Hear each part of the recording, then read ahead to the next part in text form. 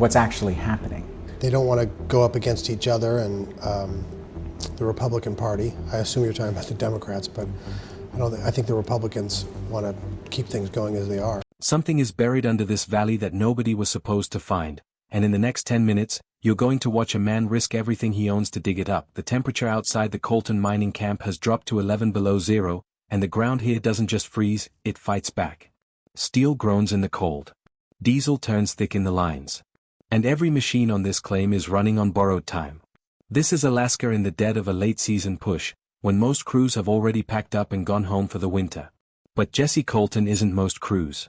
He's standing at the edge of a cut that his grandfather started chasing 40 years ago and never finished, and this morning, for the first time in 4 decades, the ground is finally starting to talk. Jesse's operation is small compared to the giants of the valley: 3 excavators, 1 aging trommel plant, and a crew of 9 people who've been together long enough to finish each other's sentences. They've had rough seasons before. 2 years ago they barely broke even.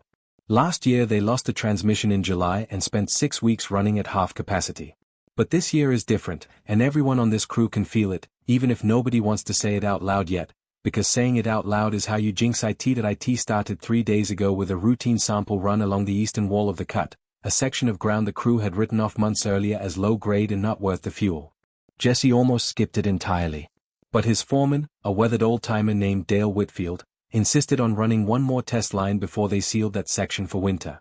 Dale has been mining longer than Jesse has been alive, and when Dale says check it one more time, Jesse checks it one more time. The first sample came back strange. Not spectacular, just strange.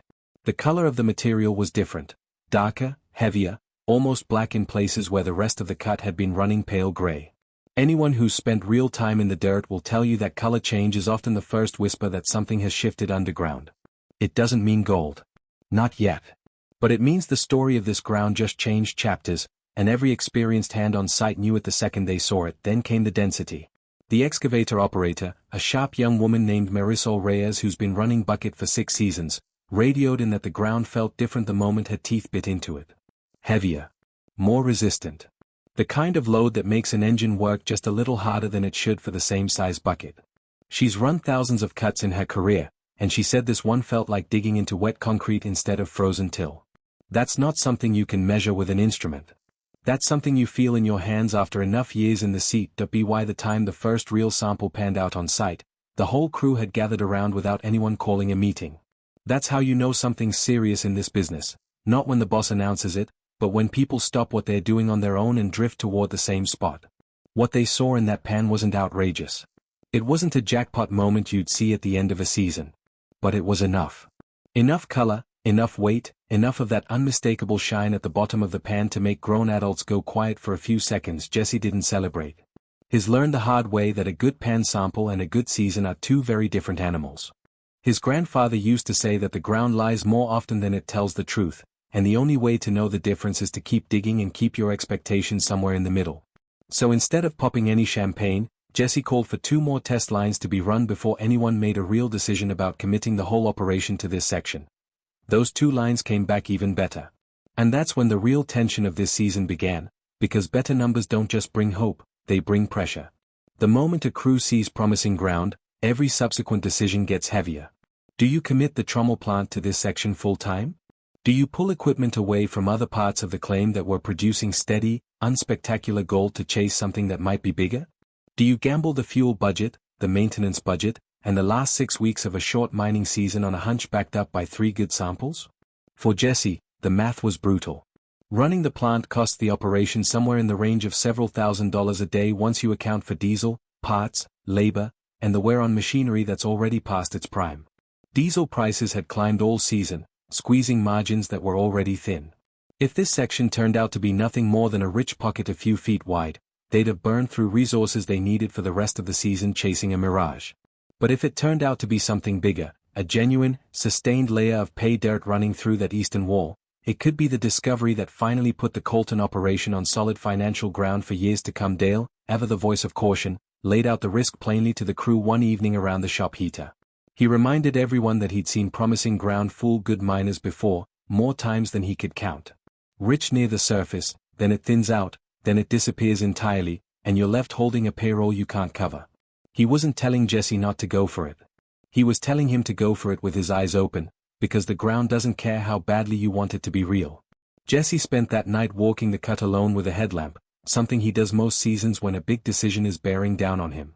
There's a particular kind of silence in an Alaskan mine site at night, once the generators wind down and the crew has gone to bed. It's the only time Jesse really thinks clearly, away from the noise of machinery and the eyes of a crew that looks to him for certainty he doesn't always feel. Standing at the edge of that eastern wall in the dark, he thought about his grandfather, who worked this same valley for decades and passed away without ever finding the vein he always swore was down there somewhere. Jesse had spent his whole life half believing that story and half assuming it was just an old miner's tale, the kind every family in this business seems to carry. By morning, he'd made his decision. They were going all in on the eastern wall. The next few days were a blur of reorganized logistics. Jesse pulled his second excavator off a marginal section that had been producing slow but reliable gold all summer, a decision that made a few crew members nervous because reliable gold, even in small amounts, pays the bills. He redirected fuel deliveries, adjusted the crew's shift rotations to keep both machines running longer hours, and had Marisol and the other operator, a quiet but relentlessly hard-working man named Tobias Reed, start opening up a wider face along the promising layer instead of just running narrow test cuts. The work was grueling. Temperatures held in the negative digits most days, occasionally dipping low enough that hydraulic fluid thickened and machines needed extra warm-up time before they could even move properly. The crew was already tired from a long season, and now they were being asked to push harder right when their bodies wanted to slow down. But something had shifted in the camp's mood. Where there had been quiet fatigue a week earlier, there was now a current of nervous energy running through everyone. People started arriving at the shop earlier than their shifts required. Conversations over meals turned toward the same question, over and over: how big could this actually be? 6 days into the push, the crew ran their first full trommel cleanup on material pulled specifically from the widened face. The whole operation gathered at the sluice for it, the way they had for that very first pan sample, except this time there was no pretending it was casual. Everyone knew exactly what was riding on this cleanup. The mats came up heavy. Not outrageous, not the kind of number that makes headlines, but heavy in a way that made Dale let out a low whistle he probably didn't mean to make audible.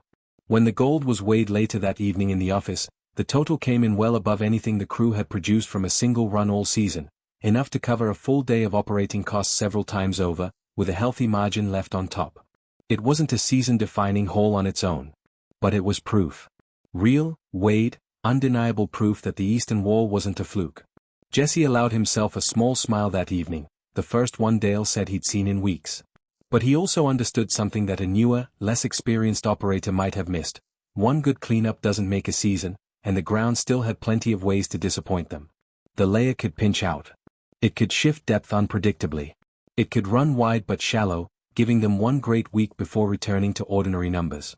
Every possibility was still on the table, and Jesse knew better than to let one strong result rewrite his expectations completely. Still, the numbers over the following days told a consistent story. Cleanup after cleanup, the material coming off the eastern face kept producing well above the operation's seasonal average. It wasn't explosive, jackpot-style gold. It was steady, sustained, better than expected gold, run after run, and in this business, consistency over volume is often more valuable than a single spectacular strike, because consistency means the ground has real depth to it rather than a lucky pocket sitting near the surface. As word travels fast in small mining communities, a few neighboring claim holders started paying closer attention to what was happening on the Colton property. One afternoon, a longtime friend and rival operator named Hank Voss stopped by unannounced, ostensibly to borrow a spare part, but really to get a look at what all the quiet buzz around town was about. Jesse kept things professional and didn't share specific numbers. That's not something miners tend to broadcast, even to friends, but the mood on site, the extended hours, and the visible energy of the crew told Hank enough. He left with a knowing nod and a comment that Jesse would remember for a long time. Sounds like your grandfather might have been right after all. That comment hit Jesse harder than he expected.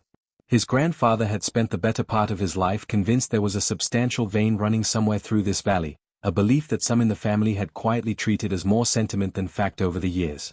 If this section of ground really did turn out to be an extension of what the old man had been chasing decades ago, it would mean more to Jesse than any dollar figure ever could.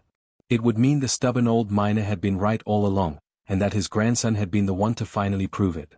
With roughly 3 weeks left before the ground would freeze too hard to work and the season would close for good, Jesse faced the next major decision of the run: how far to push the depth of the cut. The layer they'd been working was performing well at its current depth, but early indicators, slightly increasing density readings and subtle shifts in the material composition, suggested the richest ground might actually sit somewhat deeper. Going after it would mean extending the cut walls further, increasing the risk of instability in already frozen, unpredictable soil, and committing even more of the operation's dwindling fuel and time budget to a single bet. Dale, true to form, urged caution. He pointed out that they'd already secured a genuinely strong result, more than enough to call the season a clear success regardless of what happened next.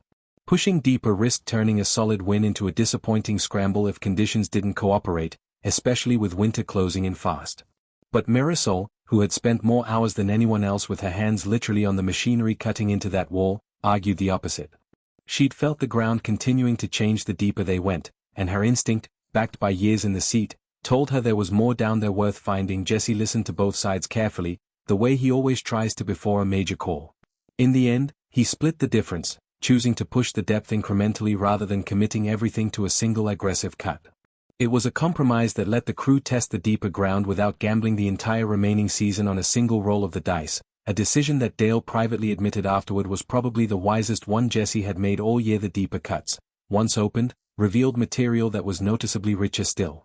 Whatever process had concentrated gold into this section of the valley over thousands of years hadn't stopped at the depth they'd already reached. If anything, the deeper layer showed even more promising signs, with heavier material and more consistent color throughout the face.